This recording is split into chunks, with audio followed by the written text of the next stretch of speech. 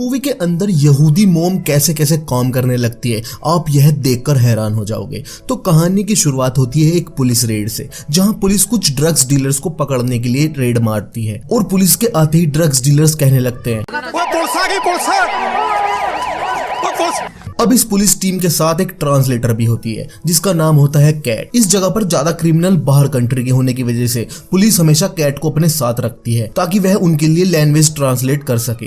अब पुलिस इन drugs dealers को पकड़ने पुलिस हेडक्वार्टर ले जाती है, जहां इनसे पूछा जाता है कि बताओ ड्रग्स कहाँ है, और कैट इसका ट्रांसलेट करती है। लेकिन यह ड्रग डीलर कैट के मुंह पर थूक देते हैं और कैट बिना मियाऊ करे ही रूम से बाहर चली जाती है। आगे दिखाते हैं कि कैट नारकोटिक डिपार्टमेंट के हेड फिलिप के कैबिन में आ जाती है, जहां वह उससे पूछता है कि क्रिमिनल्स ने कुछ बताया, तो कैट मना कर देती है। तो जाते वक्त फिलिप कैट की एक चुम्मो ले लेता है और कैट लेने भी देती है, जिससे हम व्यूअर्स को पता चल जाता है कि दोनों का अफेयर चल रहा। आगे दिखाते हैं कि कैट अपनी मॉम से मिलने जाती है, जिनको वह एक ओल्ड एज होम में रखती है, जिसके लिए 3200 यूरो पे करती है। जहां पर कैट की मॉम की देखभाल करने के लिए एक सैंड्रा नाम की औरत भी होती है। तो यहाँ कैट की मॉम अपना आलाप लगाना शुरू करती है और कैट से कहने लगती है कि मैंने तुझे 9 महीने पेट में रखा, तुझे अपने खून से सींचा, वायग्रा वायग्रा। तो यहाँ हम व्यूअर्स को पता चलता है कि कैट कर्जे में डूबी हुई है और उसको काफी सारे बिल पे करने हैं, लेकिन उसके पास पैसे नहीं है। वह पूरे दिन जॉब करती है, फिर भी वह पूरे पैसे नहीं जुटा पाती। तो यहाँ कैट की मॉम की मेड कैट को समझाते हुए कहती है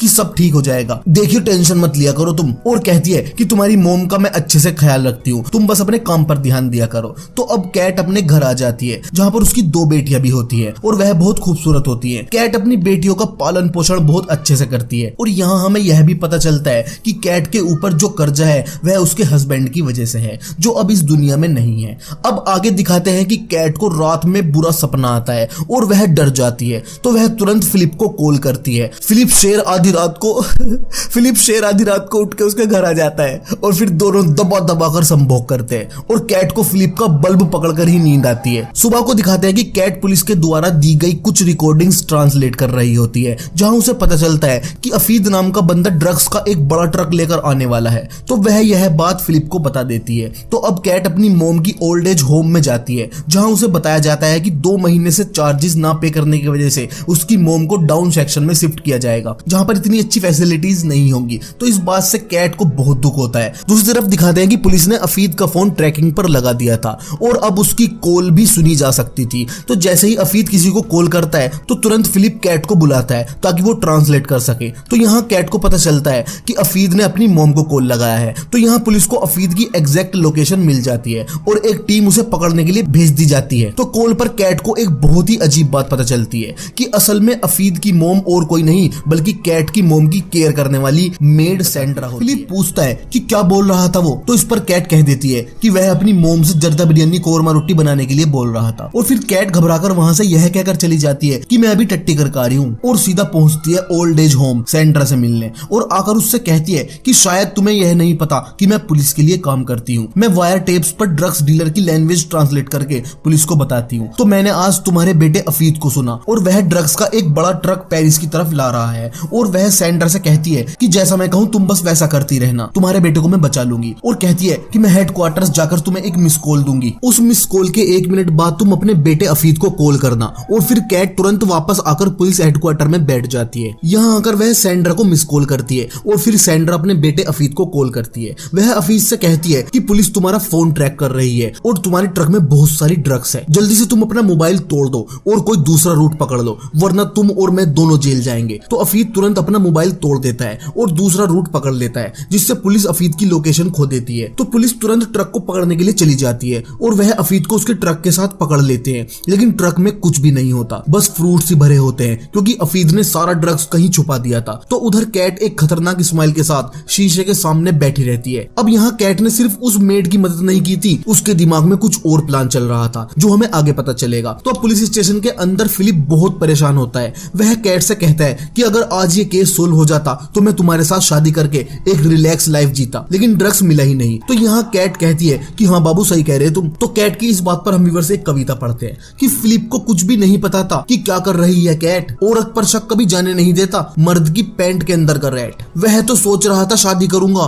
खत्म करके ये वाला केस खत्म करने से तो कैट जेल जाएगी, दुल्हन को करना पड़ेगा रिप्लेस। तो इस कविता के बाद हम व्यूअर्स समझ चुके थे कि अगर फिलिप यह केस सोल्व कर देता है तो उसमें कैट भी क्रिमिनल साबित होगी, और अगर कैट पकड़ी नहीं जाती तो केस सोल्व नहीं होगा और ना फिलिप की शादी होगी। तो अब आगे दिखाते हैं कि कैट सैंड्रा के पास जाती है और वह पूछती है कि अफीद ने ड्रग्स कहाँ छुपाई है। तो सैंड्रा कहती है कि मुझे नहीं पता उसने कहाँ छिपाई है। तो अब कैट ड्रग्स को ढूंढने के लिए अफीद का मोबाइल लास्ट टाइम कहाँ बंद हुआ था यह देखती है, और इसमें कैट की मदद फिलिप ही करता है, क्योंकि फिलिप बेचारे को यह लग रहा था कि कैट पुलिस की हेल्प कर रही है। तो अब कैट एक कुत्ते को चरसी चिचोरे का ड्रग सुंघवा देती है और उसे लेकर वहां पहुंच जाती है जहां लास्ट टाइम अफीद का मोबाइल बंद हुआ था। तो वह कई दिन तक रोज कुत्ते को इधर उधर लेकर जाती है कि एक दिन वह सारा ड्रग्स ढूंढ ही लेती है, जो कि एक खेत के बीचों बीच था, और यह ड्रग्स बहुत ज्यादा था और सारा माल वहां से ले जाती है। लेकिन साथ में वह यह भी देखती है कि इस ड्रग्स को ड्रग्स माफिया वाले भी ढूंढ रहे थे, क्योंकि असल में यह सारा माल उनका ही था। अफीद तो बस एक ड्राइवर था और उसकी मोम सैंड्रा को इस ड्रग्स के बारे में कुछ भी नहीं पता था। तो अब कैट सारा ड्रग्स लेकर अपने घर में भर देती है, जो कि 1 टन से भी ज्यादा था।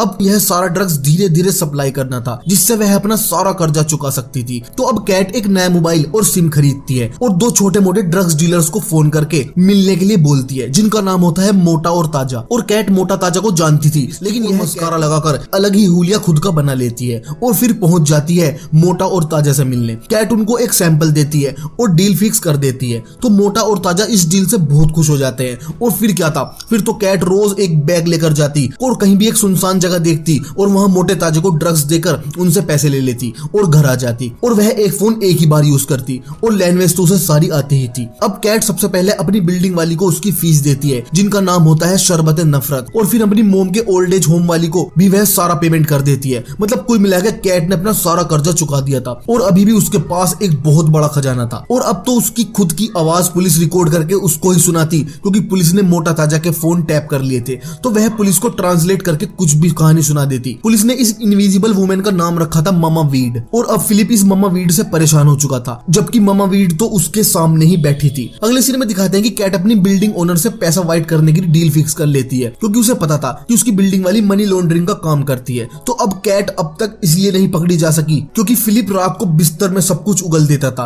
कि पुलिस अब मामा वीड को पकड़ने के लिए क्या क्या कर रही है, वायग्रा। आगे दिखाते हैं कि अब तो कैट मोटे ताजे को माल एक शॉपिंग मॉल में देने के लिए जाती है, जहां पर ऑरेंज क्रीम के बिस्कुट में चाबी लगाकर माल की डील करने लगते हैं। दूसरी तरफ दिखाते हैं कि मेन ड्रग्स माफिया वालों को पता चल चुका था कि मोटा ताजा किसी औरत से माल खरीद रहे हैं। वह धीरे धीरे आगे बढ़ रहे थे और मामा वीड तक पहुंचना चाहते थे। तो अब पुलिस एक ड्रग डीलर को पकड़ लेती है, जिसके पास कैट वाला माल होता है। तो फिलिप को तो कैट को ही ट्रांसलेट करने के लिए बुलाना था। तो यहाँ कैट अपना माल देखकर थोड़ा घबरा जाती है। तो यहाँ यह ड्रग डीलर मोटे ताजे का नाम बोलता है और साथ में कहता है कि वह वीडियो गेम के जरिए बात करते हैं, लेकिन कैट उसको ट्रांसलेट ही नहीं करती और जानबूझकर चक्कर खाकर गिर जाती है कि हाँ मुझे तो चक्कर आ रहे। तो अब पुलिस दूसरे ट्रांसलेटर से पूछ लेती है कि वह वीडियो गेम के जरिए बात करते हैं और उनका नाम मोटा ताजा है। तो अब फिलिप अपनी फील्डिंग लगा देता है और उधर कैट मोटे ताजे से वीडियो गेम के जरिए कहती है कि इस बार थोड़े बड़े माल की डील करनी होगी, क्योंकि बार बार डील करके रिस्क नहीं ले सकते। लेकिन इस बार फिलिप पूरी तैयारी से था। वह इस बार मामा वीड को पकड़ना ही चाहता था, क्योंकि वह शादी के लिए भी बेचैन था। तो अब कैट एक कच्ची और चोली की दुकान में चली जाती है। तो तभी वहां फिलिप भी आ जाता है, क्योंकि उसको पता चल गया था कि कच्ची और चोली की दुकान में डील होने वाली है।